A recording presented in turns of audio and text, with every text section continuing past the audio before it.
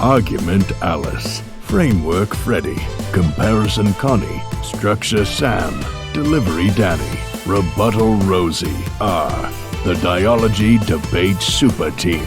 They are here to help develop your superpowers.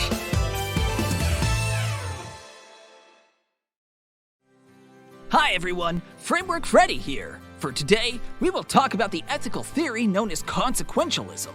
Consequentialism is the belief that actions are right or wrong based on their outcomes rather than their own value. For example, while we all agree that lying is wrong, consequentialism says it's okay if it means we get to save a person's life. Consequentialism is also the source of the famous quote that goes, "The ends justify the means." Consequentialism is often associated with Jeremy Bentham, John Stuart Mill, and Henry Sidgwick. These three philosophers argued that good and bad are only based on the outcomes, especially since we cannot know what an action means until a consequence happens. There are two types of consequentialism that often get talked about in debates: hedonism and utilitarianism. Hedonism states that actions are good if they maximize pleasure and minimize pain. Utilitarianism, on the other hand, states that actions are good if they help the most amount of people. One way we see consequentialism in action is in our legal system.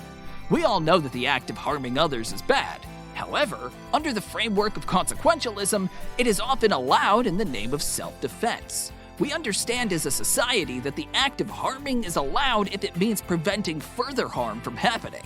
The strength of this framework is in the fact that it is easy to measure the worth of an action by looking at the positive effects and checking if they outnumber the negative effects. We can also look at the number of people that are affected by a particular action or policy and check if they are more in number than those who might be harmed. Despite its popularity, consequentialism, however, also has its flaws. It is often said that consequentialism is difficult to apply in the real world, especially since we cannot always be sure of the consequences. You might think that lying is going to spare someone's feelings, but you might still end up hurting their feelings anyway, for example. Because we are not always sure of the consequences, this theory becomes difficult to apply in some situations. Let's check out a debate where consequentialism might be of use. For the topic resolved, child labor should be legalized in developing countries, there is a clash here between deontology and consequentialism.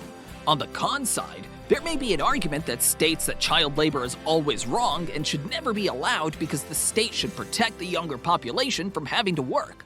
On the pro side of the debate, however, there are multiple consequentialist arguments that can be run.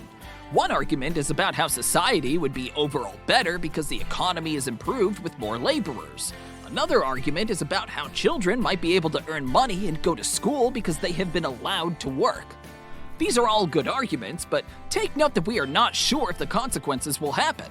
As a debater, you need to make sure that the outcomes are shown clearly and that the benefits always outweigh the harms.